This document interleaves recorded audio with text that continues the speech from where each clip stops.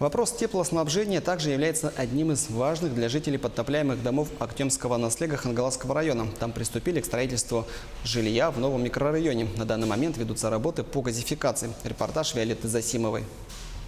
Еще после разрушительного паводка 2010 года, который до сих пор с содроганием вспоминают жители, пострадавшим семьям выдали по земельному участку под ИЖС в новом микрорайоне Юбилейный.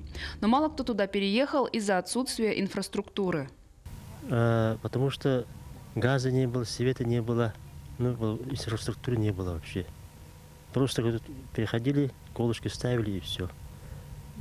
Поэтому, когда вот уже начали эта инфраструктура, газ начали, вот это электричество начали проводить, и только вот начали столбы ставить, оклад ставить, уже вот эту отсыпку делать.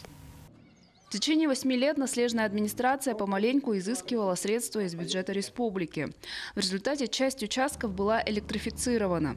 Но нынешний паводок показал, что жителей из подтопляемой зоны необходимо переселять как можно скорее. А значит, вопрос с газом и светом в новом микрорайоне в приоритете. Электрификация началась еще с 2014 года.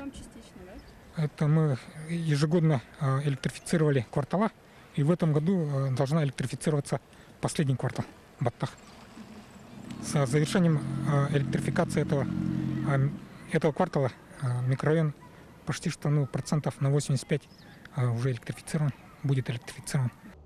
Что касается газификации микрорайона, то еще с прошлого года работниками компании «Сахатранснефтегаз» был проложен уличный газопровод протяженностью 10 километров. В этом году они продолжили работу. В этом году где-то 6 километров осталось у нас. Мы должны закончить все дома, которые в проекте указано. Количество домов у нас 362 дома должны газифицировать. Это уже середина сентября должны закончить. Таким образом, в начале 2019 года микрорайон Юбилейный будет почти полностью газифицирован и электрифицирован, а значит, его уже можно активно застраивать.